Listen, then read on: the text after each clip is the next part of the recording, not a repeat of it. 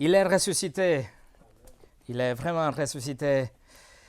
Aujourd'hui, comme chaque dimanche, nous nous réunissons pour célébrer que notre foi est placée sur une personne vivante. Nous sommes ici parce que notre justification devant Dieu est établie, elle est sûre. Notre pardon est sûr. Nous sommes ici parce que notre destin est le paradis et notre foi n'est pas aveugle. Nous sommes ici parce que Jésus est vivante. Nous nous rassemblons ici chaque dimanche parce qu'on sait que notre Rédempteur est vivant. Jésus est mort de la pire des morts il y a 2000 ans. Son corps froid a été déposé sur un tombeau. Une pierre massive pesant plus d'une tonne était placée à l'entrée. Un sort romain et des gardes protégeaient la tombe. Mais 3 jours plus tard, le tombeau était vide. Et Jésus de Nazareth était vu par de nombreuses personnes et des historiens païens et juifs ont témoigné. Ensemble avec les témoignages de la parole de Dieu, la parole authentique et pure de Dieu qui déclare que Jésus a été vu vivant par un grand nombre de témoins oculaires en l'espace de 40 jours et dans une seule occasion par plus de 500 personnes en même temps. Jésus est ressuscité d'entre les morts, comme les prophètes de l'Ancien Testament l'avaient prédit. Il est ressuscité comme il lui-même l'avait déclaré et promis. Jésus est ressuscité d'entre les morts comme le Nouveau Testament le témoigne, l'atteste. Et puis, il est monté au ciel, au paradis, dans son corps glorifié, dans son corps ressuscité, où il se trouve aujourd'hui et d'où il reviendra. Ça, c'est la vérité de la mort et la résurrection de Jésus. Et aujourd'hui, nous célébrons et nous méditons la résurrection. Et pour ça, nous pourrions aller à plusieurs passages dans la Bible, nombreux passages de la Genèse jusqu'à l'Apocalypse que nous parlent de la promesse ou l'accomplissement de la résurrection. Mais aujourd'hui, je vous invite à ouvrir la parole de Dieu avec moi dans le livre de Romains. L'apôtre Paul écrit l'épître aux Romains et nous allons voir plusieurs passages pour étudier et célébrer la résurrection. D'abord, Romains chapitre 1. Si vous vous souvenez, la dernière fois, il y a 12 semaines, nous avons regardé la croix. On a vu la crucifixion, le serviteur souffrant, ce que Jésus a accompli sur la croix. Mais aujourd'hui, nous allons saisir pas l'événement lui-même. Nous n'allons pas vraiment voir les récits de la résurrection, mais ce que je veux que nous voyons ensemble, c'est l'effet de la résurrection, les conséquences astronomique et démesurée de la résurrection, non seulement pour les croyantes, mais aussi pour les non-croyantes, pour chaque personne qui a jamais marché sur la planète. Voilà ce qu'on va voir aujourd'hui, dimanche de Pâques, de résurrection. Mais avant de commencer, on va prier. Seigneur, quelle joie d'ouvrir la parole le dimanche de Pâques. Merci pour la résurrection, merci pour le salut que tu as accompli, pour l'Église que tu as formée, pour l'Esprit que tu as envoyé à nous remplir, à nous guider. Merci qu'aujourd'hui nous avons cette liberté d'être ensemble pour étudier ta parole. Et lorsque nous nous penchons maintenant dans le sujet de la résurrection, je te demande, Seigneur, que tu nous touches, que tu fasses une œuvre dans nos cœurs, que tu nous montres le pouvoir, la puissance de la résurrection pour qu'on puisse continuer notre parcours chrétien d'une façon authentique et pour ta gloire. Au nom de Jésus, Amen. Et mon message s'appelle « La puissance de la résurrection ». Considéré comme un chef-d'œuvre et le livre le plus long et le plus lourd du Nouveau Testament en raison de sa théologie et la doctrine, l'épître aux Romains nous montre 4 réalités pour notre vie et notre éternité qui sont garanties, sont assurées suite à la résurrection de notre Seigneur. Alors, je voudrais vous montrer ces 4 réalités. Et pour ça, nous allons survoler 4 différentes passages de cet épître, alors que nous considérons 4 réalités surprenantes qui sont assurées pour vous et pour moi en tant que chrétiens. La première chose, on va voir que la résurrection assure la divinité de Christ. Numéro 2, la résurrection assure notre justification. Numéro 3, la résurrection assure notre sanctification. Et numéro 4, la résurrection assure notre glorification. Mais la toute première réalité que l'Épître aux Romains nous présente, c'est que la résurrection assure la divinité de Christ. Regardez le chapitre 1, versets 1 au 4. Paul écrit, « Paul, serviteur de Jésus-Christ, appelé à être apôtre, mis à part pour annoncer l'évangile de Dieu, évangile qui avait été promis auparavant de la part de Dieu par ses prophètes dans les Saintes Écritures. Il concerne son fils, né de la postérité de David, selon la chair, déclaré fils de Dieu avec puissance, selon l'esprit de sainteté, par sa résurrection d'entre les morts, Jésus-Christ, notre Seigneur. » L'apôtre Paul ouvre son épître en établissant les 2 natures de Jésus dans le verset 3 et le verset 4. Il nous dit dans le verset 3 que Jésus était né de la sémence ou la postérité de David. La 2e personne de la Trinité s'est fait chair. Il était un homme. Il a ajouté une nature humaine à sa nature éternelle divine. Et il s'est fait homme. Il est né de Marie et il a marché, il a demeuré parmi nous. Mais en même temps, le verset 4 déclare qu'il est divin. Il nous dit qu'il est le Fils de Dieu et notre Seigneur. Jésus lui-même avait affirmé être déité.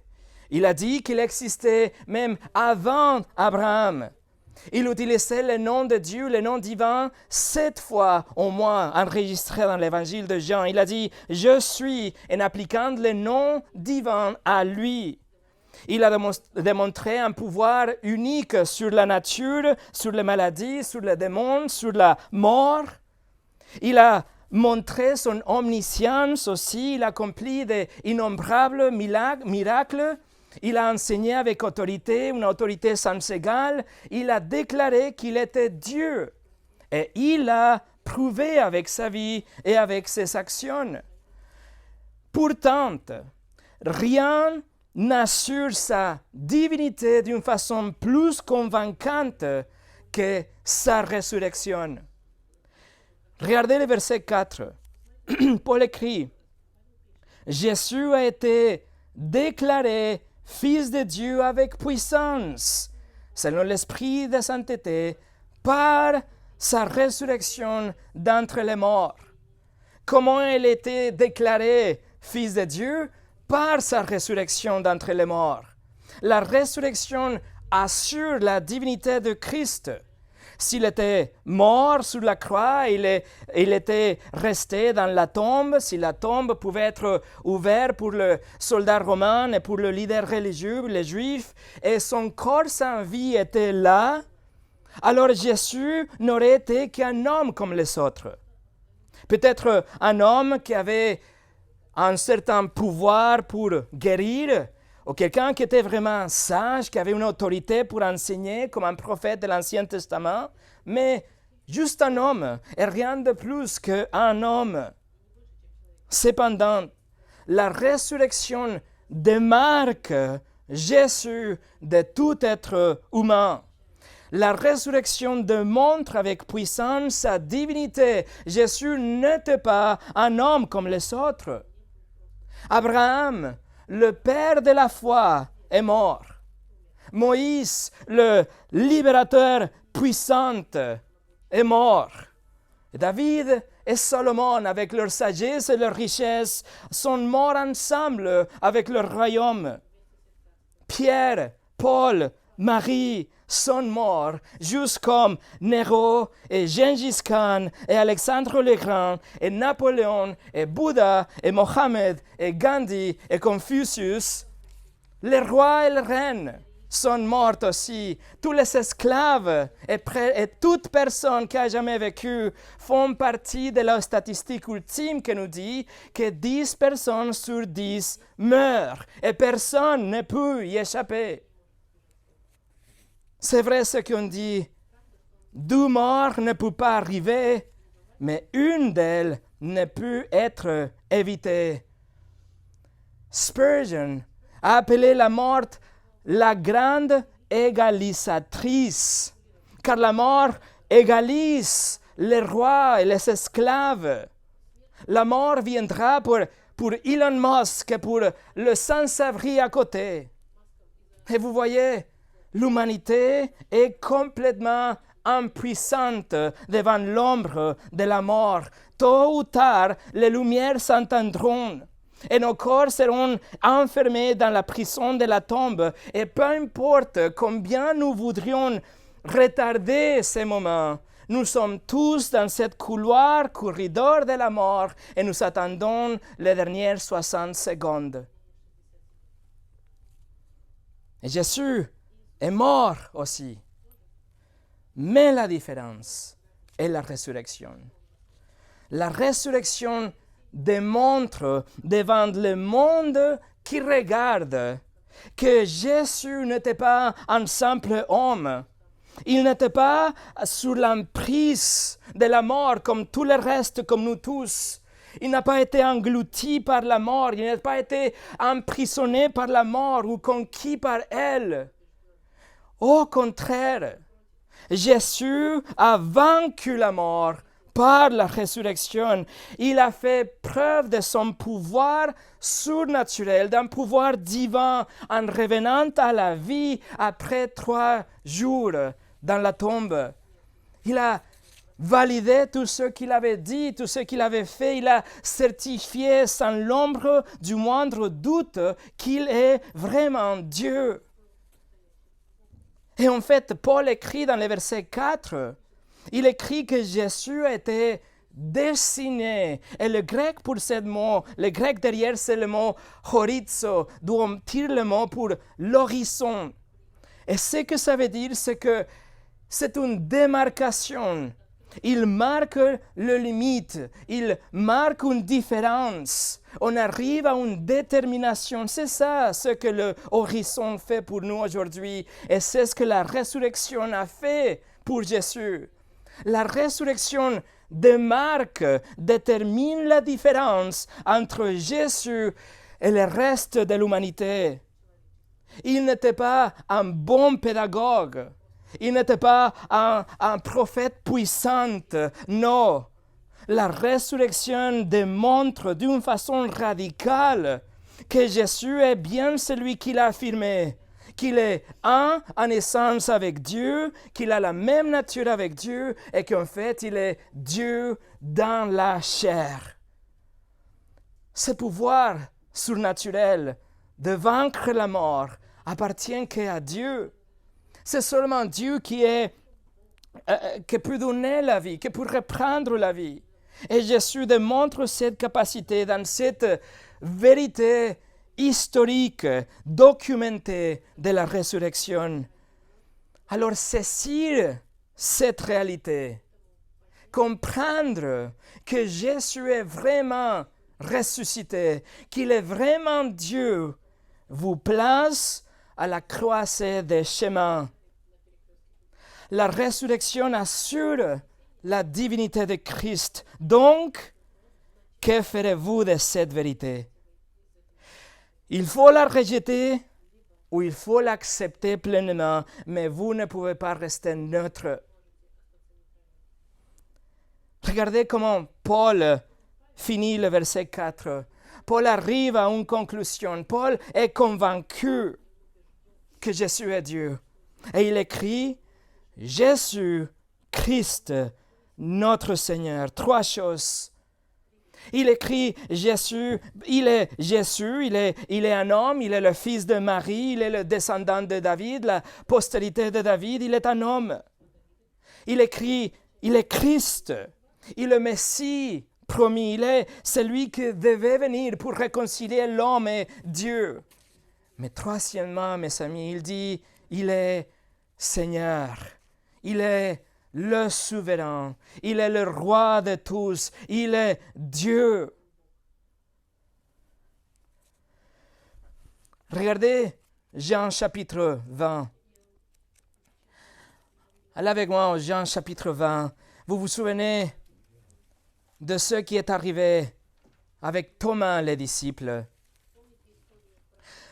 Thomas, les disciples, lorsqu'il fut soudain confronté à la résurrection, lorsqu'il a vu la résurrection devant lui, comment est-ce qu'il a réagi? Il voit devant lui Jésus.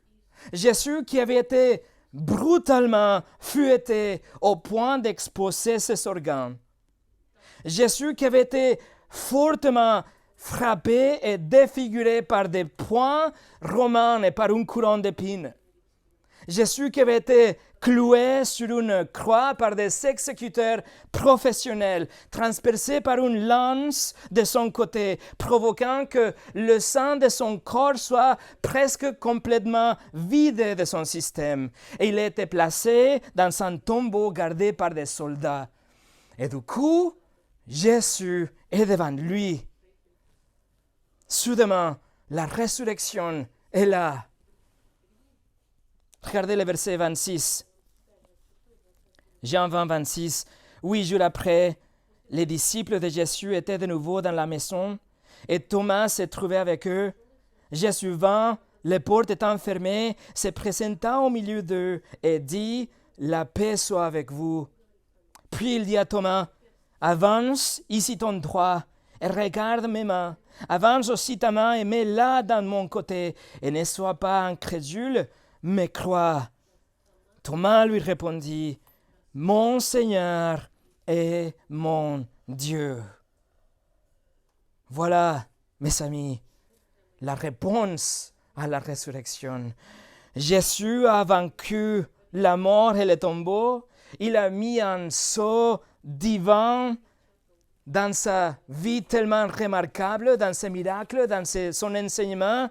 Et la résurrection est la constatation que Jésus n'est pas juste un homme, mais que Jésus est Dieu. Et cela vous amène à le louer. Cela doit nous amener aux genoux comme Thomas. Bien sûr, vous pouvez ignorer la résurrection, mais cela ne la rendra pas fausse. Ce que vous ferez, en fait, c'est de rejeter Dieu complètement. B.B. Warfield, un théologien des années 1800 britannique, il a dit « Christ lui-même a délibérément fondé toute sa revendication sur sa résurrection. Lorsqu'on lui a demandé un signe, il a désigné la résurrection comme l'attestation unique et suffisante. » Numéro 2, la résurrection assure notre justification. Et on revient au livre de Romains, Romains chapitre 1. Non seulement la résurrection assure la divinité de Christ, mais aussi la résurrection assure notre justification devant Dieu. Et justification, comme vous le savez, est un terme juridique qui indique que le juge vous déclare juste, vous déclare droite, vous déclare innocente. Ce n'est pas le fait seulement de dire pas coupable, mais c'est déclarer en fait parfait en même temps. La justification. Si Dieu nous trouve coupables, il ne peut pas nous permettre d'aller au paradis. Il doit nous envoyer à sa prison. Et c'est pour ça qu'on doit être justifié. On doit être innocent devant lui. Et alors l'apôtre Paul consacre ces 3 premiers chapitres de son épître à nous faire comprendre notre besoin désespéré d'être justifié devant Dieu. Regardez le verset 18, chapitre 1, verset 18. Paul écrit « La colère de Dieu se révèle du ciel contre toute impiété et toute injustice des hommes qui retiennent injustement la vérité captive. » Dieu est mécontent et sa colère se manifeste contre toute chose et toute personne qui a fait ou qui est méchante, pécheur, etc. Paul écrit aussi que la création révèle que le Créateur existe, mais que même si chacun de nous, on le sait, l'homme a choisi de retenir ou supprimer la vérité pour son amour à son péché. L'homme ne veut pas être redevable devant Dieu par rapport à ses choix moraux qu'il fait.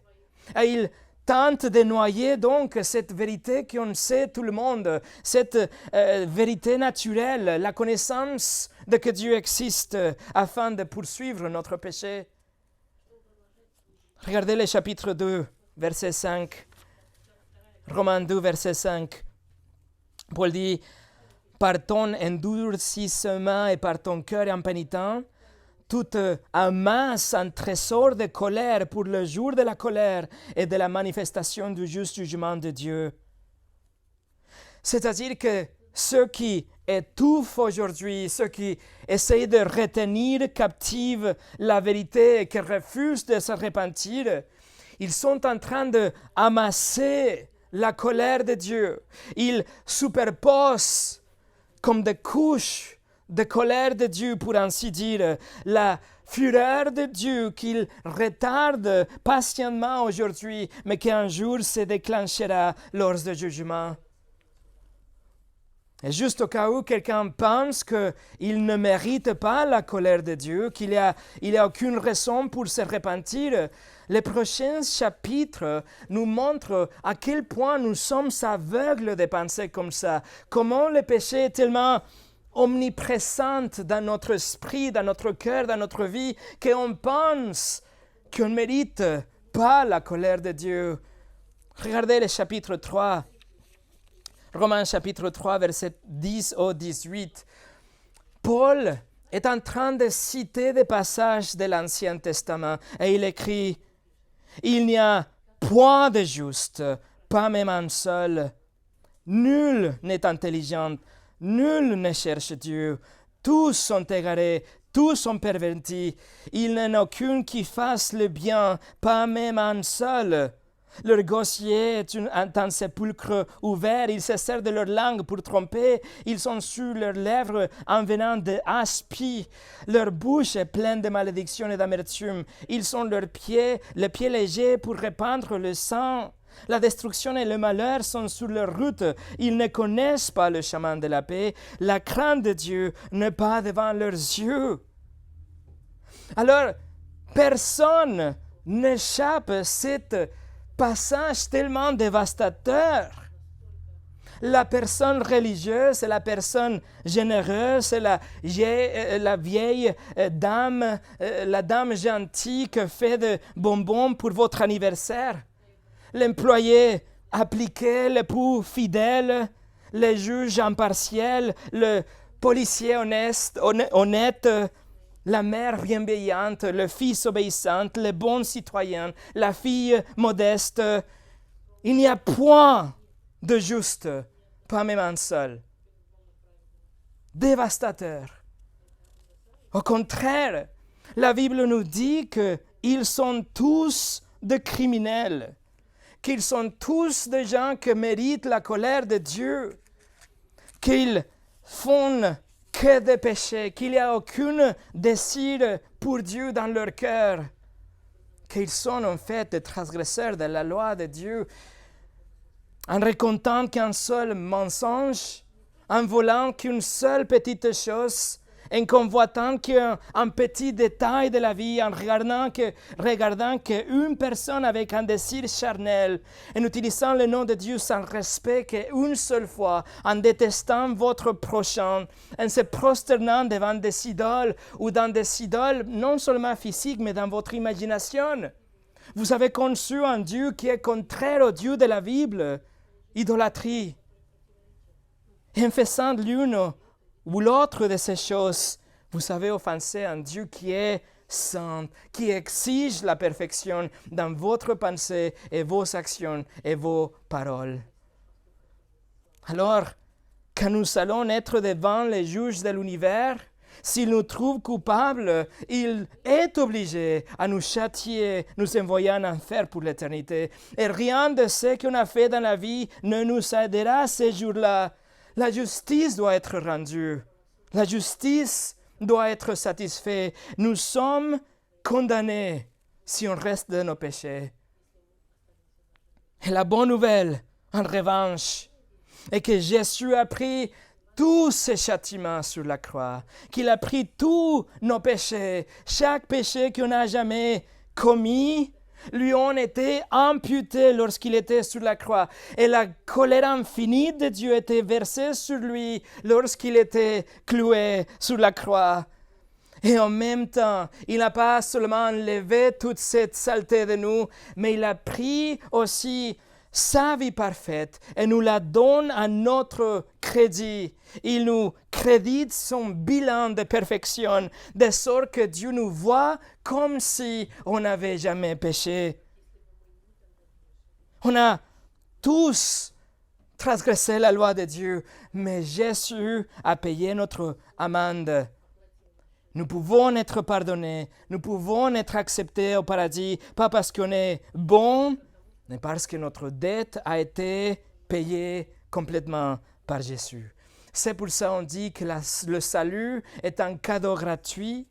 Dieu vous le donne, vous ne le méritez pas, mais il vous le donne en dépit de votre vie, en dépit de votre dossier imparfait, de votre dossier sale. Mais ce que vous faites en réponse, c'est de vous repentir. Vous vous détournez de votre péché et vous placez votre confiance en Jésus seul. C'est le seul qui pourra vous justifier, voilà les mots, justifier devant Dieu. Et la question est, comment est-ce que la résurrection assure cette justification? Comment est-ce que la résurrection de Jésus fait qu'on soit déclaré juste devant Dieu? Tournez au chapitre 4, Romains chapitre 4. Paul explique comment Abraham a cru en Dieu et Dieu l'a justifié en raison de sa foi et Dieu fera la même chose avec nous. Romains 4, 22-25. Paul écrit, « C'est pourquoi cela lui fut imputé à justice. » Mais ce n'est pas à cause de lui seul qu'il est écrit que cela lui fut imputé, c'est encore à cause de nous à qui cela sera imputé. À nous qui croyons en celui qui a ressuscité des morts, Jésus notre Seigneur, qui a été livré pour nos offenses et est ressuscité pour notre justification. Vous avez vu? Ressuscité pour notre justification. Dans le verset 25, Paul écrit que Jésus était livré. Mais le mot qu'il utilise dans le texte originel, c'est un terme juridique qui décrit l'engagement ou l'attachement d'un criminel à sa punition, sa sentence. Le criminel est engagé, attaché à accomplir sa sentence, son châtiment. Autrement dit, Jésus a été livré comme un criminel et il a été livré à la peine de mort que nous méritions pour nos péchés. Le salaire du péché est la mort, Romains 6, 23. Et donc, quand nos péchés ont été placés sur Jésus, il a reçu le salaire qui était prévu pour nous. Notre salaire, la mort, a été reçu par Jésus comme un criminel attaché à la peine de mort. Et Paul continue dans la deuxième partie du verset 25. Il dit que Jésus est ressuscité pour notre justification. Notre justification, la déclaration d'être innocente et parfaite devant Dieu est directement liée avec la résurrection de Jésus. C'est grâce à que Jésus a payé la pénalité complète de nos péchés sur la croix qu'il est ressuscité par la suite d'entre les morts. Sa résurrection donc assure, garantit que nos péchés et notre condamnation ont été bien placés sur lui à la croix, que sa mission était réussite, que la transaction était approuvée, l'échange a été accepté et le salut aujourd'hui est possible et disponible. S'il n'avait pas de résurrection, il n'aurait pas de salut comme Paul écrit aux Corinthiens dans le texte qu'on a lu en Corinthiens 15. Sans la résurrection, il n'aurait pas de pardon des péchés, mais seulement la promesse de Dieu d'un jugement éternel. C'est pourquoi la résurrection est une partie irréductible de notre confession de foi. Romains 19 nous dit, « Si tu confesses de ta bouche le Seigneur Jésus, et si tu crois dans ton cœur que Dieu l'a ressuscité des morts, tu seras sauvé. » Promesse de Dieu. La question est de savoir si vous le croyez, si vous êtes convaincu de la résurrection. Le Sauveur est mort, mais il est revenu à la vie. Il est vivant aujourd'hui et il vous offre le pardon de vos péchés et la vie éternelle. Mais vous devez croire en lui, en sa résurrection. Charles Hodge, un théologien britannique aussi des années 1800, il a dit « Avec un sauveur mort, un sauveur sur lequel la mort avait triomphé et qu'elle avait tenu captif, notre justification aurait été à jamais impossible. Et tant que preuve de l'acceptation de sa satisfaction en notre faveur et en tant qu'étape nécessaire pour assurer l'application des mérites sous son sacrifice, la résurrection du Christ établit absolument essentielle, même pour notre justification. » Alors la résurrection était absolument essentielle pour notre justification. C'est une garantie de notre vie éternelle en fait. Numéro 3, la résurrection assure notre sanctification. La résurrection assure notre sanctification. Non seulement la résurrection assure la divinité de Christ, elle garantit aussi notre justification avec une assurance parfaite, mais aussi la résurrection assure notre sanctification. Et pour ça, on va aller au Romains chapitre 6. Le moment que nous sommes justifiés sur la base de notre repentance et notre foi en Jésus, la Bible nous dit que le Saint-Esprit vient demeurer dans le cœur de chaque croyant en fait, et que le Saint-Esprit nous donne une nouvelle nature, qui nous donne de nouveaux désirs qui veulent suivre Dieu, lui plaire, lui obéir. Et en fait, c'est grâce à la résurrection que le Saint-Esprit est descendu. Jésus l'a dit dans Jean 16, 7, il a dit « Je vous dis la vérité, il vous est avantageux que je m'en aille, car si je ne m'en vais pas, le Consolateur, le Saint-Esprit, ne viendra pas vers vous. Mais si je m'en vais, je vous l'enverrai. » Et donc Jésus est monté dans son corps ressuscité 40 jours après le dimanche de Pâques, le dimanche de résurrection. Et 10 jours après, le Saint-Esprit est descendu pour résider dans chaque croyante et il a inauguré l'ère de l'Église. C'est le Saint-Esprit qui nous régénère. C'est le Saint-Esprit qui nous donne une nouvelle vie, qui nous guide dans la vérité de Dieu. C'est le Saint-Esprit qui nous habilite à résister à la tentation et poursuivre la sainteté. Vous le savez, il y a un progrès naturel vers la sainteté dans la vie de chaque croyant. C'est un progrès constant. Nous sommes en train de grandir d'une façon progressive. Ce n'est pas super vite parfois, mais nous sommes en train de grandir au fur et à mesure que nous sommes conformés au caractère de notre Seigneur Jésus-Christ. Nous grandissons dans la sanctification progressivement, lentement, mais constamment, d'une façon réelle. Et Paul écrit que la résurrection de Jésus est en fait la force, la puissance de cette croissance dans la sanctification. Regardez les versets 4 et 5, Romains chapitre 6, versets 4 et 5. Nous avons donc été ensevelis avec lui par le baptême et sa mort, afin que, comme Christ est ressuscité des morts par la gloire du Père, de même nous aussi, nous marchions en nouveauté de vie. En effet, si nous sommes devenus une même plante avec lui par la conformité à sa mort, nous le serons aussi par la conformité à sa résurrection. Le verset 4 nous dit que quand Jésus est mort, notre vieil homme, notre vieille nature est morte aussi avec lui, afin que, de même qu'il est ressuscité, nous soyons aussi ressuscités dans une nouvelle vie aujourd'hui, notre nouvelle naissance. Et parce qu'il est ressuscité, nous avons le pouvoir pour marcher dans une nouvelle vie. Et les deux réalités sont liées ici.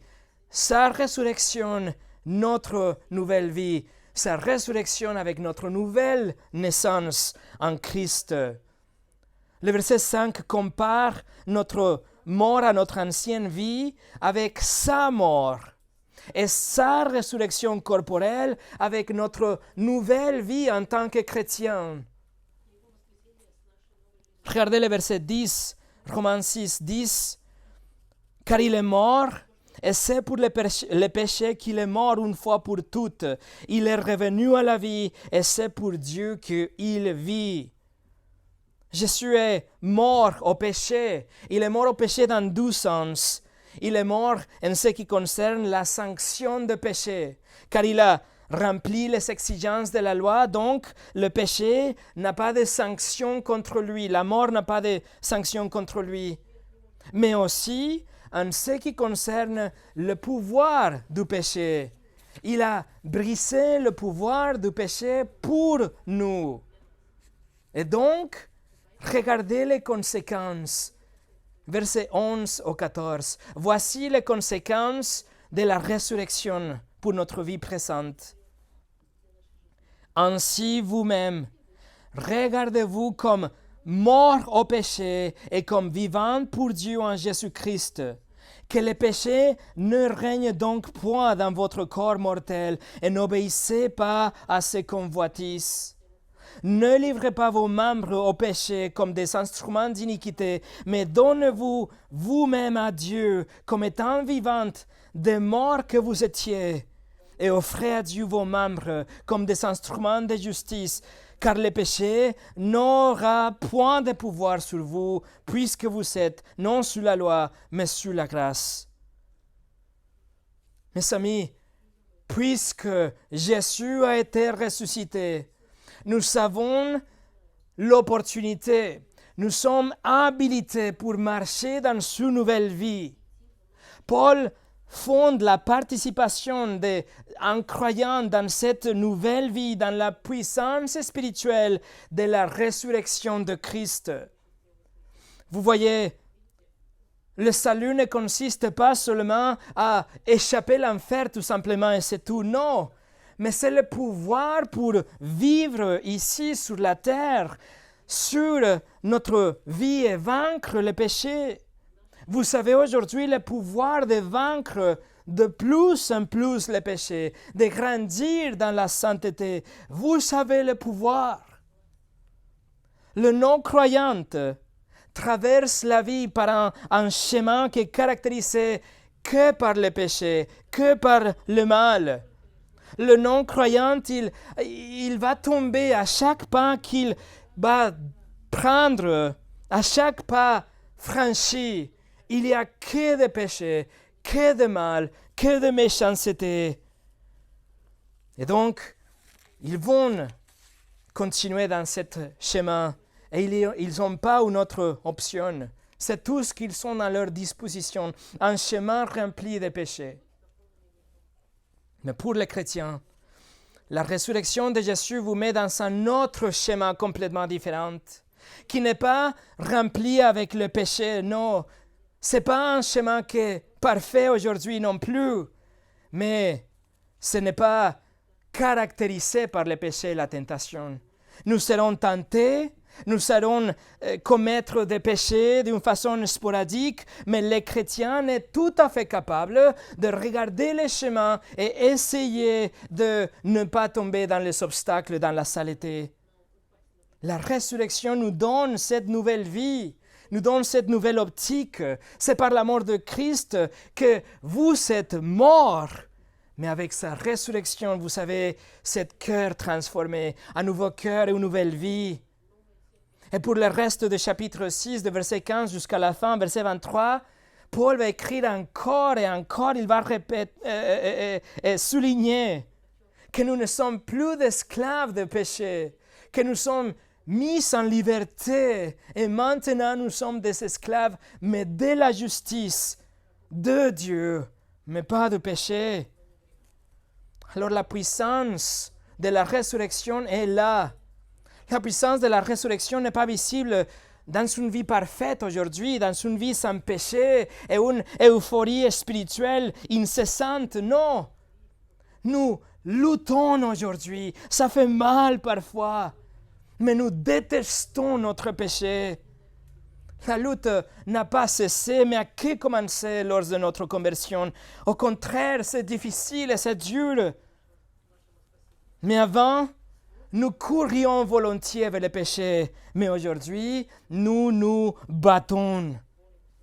La puissance de la résurrection fait ça. Elle brise le pouvoir de contrôle que le péché exerçait sur nous.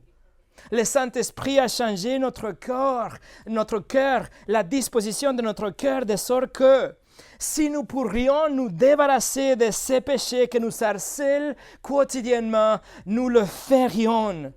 Nous le tuerions immédiatement et avec un grand plaisir.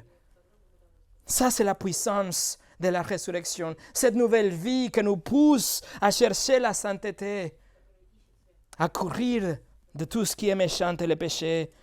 Nous devons connaître, être conscients de ce pouvoir que nous avons sur le péché en raison de notre identité en Christ et notre participation dans la puissance du Saint-Esprit et la résurrection de Jésus.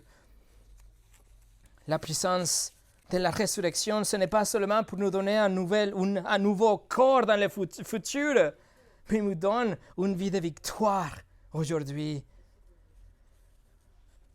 MacArthur écrit « Parce qu'il est ressuscité, il a réduit à l'impuissance le diable qui avait le pouvoir de la mort et nous a tous libérés de l'emprise de Satan pour l'éternité. Sa résurrection est la preuve qu'il a vaincu Satan, qu'il pardonne les péchés, qu'il a envoyé son esprit et qu'il donne la vie éternelle. » Et numéro 4, la résurrection assure notre glorification. Un jour, nos âmes quitteront nos corps, nous serons immédiatement dans la présence de Dieu, devant Dieu Tout-Puissant, et nos corps seront déposés ici, quelque part, sous la terre. Mais un jour, notre corps sera recréé dans un instant. Dieu, par sa puissance illimitée, il va recréer des corps pour tous les croyants, un corps parfait, immortel, incorrompu, conçu pour le paradis, pour pouvoir se tenir devant la sainteté de Dieu pour toujours, pour être comme Jésus dans son corps glorifié. Regardez Romains chapitre 8. Romains chapitre 8, versets 28 au 30. Romains 8, 28 au 30 nous dit « Nous savons du reste que toutes choses concourent au bien de ceux qui aiment Dieu, de ceux qui sont appelés selon son dessein. Car ceux qu'il a connus d'avance, il les a aussi prédestinés à être semblables à l'image de son Fils, afin que son Fils soit le premier-né de plusieurs frères. Et ceux qu'il a prédestinés, il les a aussi appelés. Et ceux qu'il les a appelés, il les a aussi justifiés. Et ceux qu'il a justifiés, il les a aussi glorifiés. » Voilà la chaîne doré de la rédemption. Voilà le plan ultime de Dieu pour le salut de son peuple. Ce sont des liens incassables qui prennent en compte le 100% de gens qui commencent, c'est les 100% de gens qui vont finir. Tous ceux qui ont été connus en avance par Dieu dans le verset 29, dès l'éternité passée, seront glorifiés dans le verset 30, dans le futur. Alors, mes amis, écoutez, vous serez glorifiés. Vous allez avoir un nouveau corps, sans aucune nature pécheresse, sans aucune inclination au mal, non corrompu par les péchés, incapable de souffrir et de s'affliger. Un corps qui ne sera pas affecté par l'anxiété et la peur, immunisé contre la maladie, immunisé contre la mort. Un corps parfait, glorifié comme le corps de Jésus. Mais comment pouvons-nous être sûrs de tout ça, Paul répond tout de suite, comme s'il anticipait l'inquiétude, la curiosité de ses lecteurs. Regardez les versets 31-34. Que dirons-nous donc à l'égard de ces choses? Si Dieu est pour nous, qui sera contre nous? Lui qui n'a point épargné son propre Fils, mais qui l'a livré pour nous tous, comment ne nous donnera-t-il pas aussi toutes les choses avec lui? Qui accusera les saluts de Dieu? C'est Dieu qui justifie. Qui les condamnera? Christ est mort, bien plus. Il est ressuscité. Il est à la droite de Dieu et il intercède pour nous. La certitude de l'argumentation de Paul est ancrée dans la véracité, la certitude de la mort de Jésus ensemble avec sa résurrection. En d'autres termes, puisque la résurrection de Jésus est réelle, les chrétiens qui étaient connus par Dieu en avance de l'éternité passée est assuré d'être glorifié un jour dans le futur, d'être avec Christ dans le futur. Et non seulement ça, mais Paul écrit que le Christ ressuscité, il est assis à la droite du Père et qu'il intercède en continu pour son peuple à la fin du verset 34. C'est-à-dire qu'il prie au Père en notre faveur. Il assure notre salut éternel. Il veille à ce que nous ne périssons pas, comme il avait promis dans Jean chapitre 10. Jésus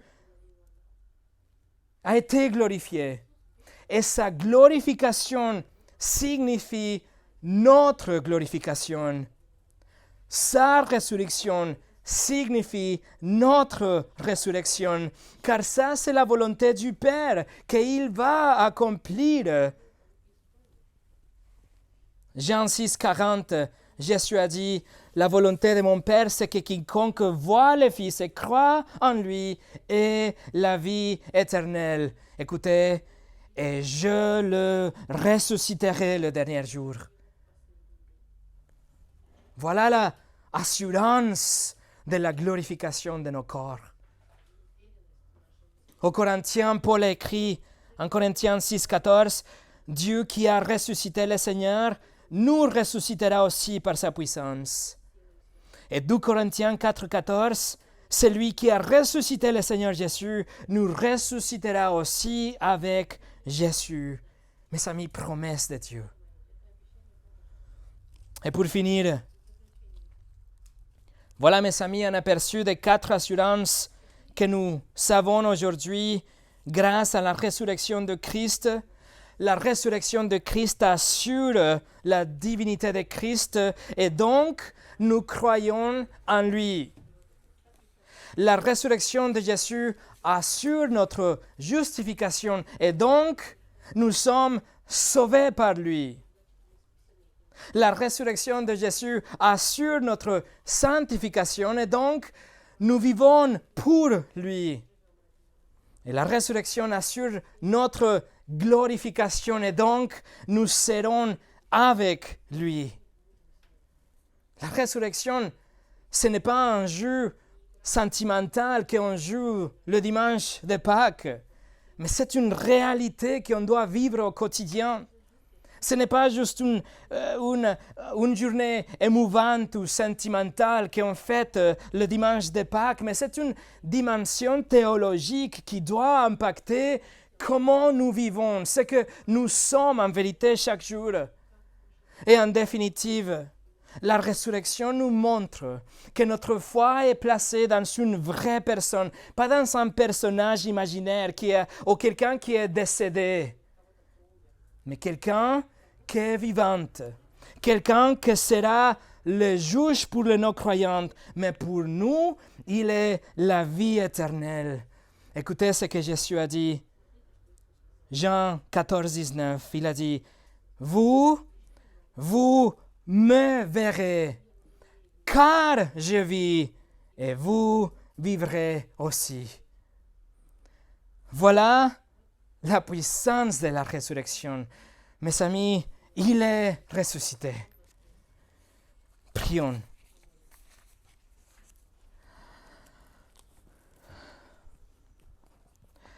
Seigneur Jésus, toute gloire soit à toi. Toute gloire pour avoir accompli la mission que tu avais décidé, tu avais pris de l'éternité passée, la mission de sauver ton peuple, de nous donner le pardon de nos péchés, de nous justifier devant le Père, de veiller pour que nous soyons vraiment sauvés à la fin, d'être sûrs que cette chaîne de Romains chapitre 8 ne se casse jamais. Seigneur, merci que notre futur est assuré, mais merci aussi qu'ici, pendant notre vie, notre sanctification est assurée. Et merci que la résurrection nous montre, nous dit que notre foi n'est pas aveugle, que notre salut est vrai, que tu es vivante et donc que tu reviendras. À toi soit la gloire. Au nom de Jésus. Amen.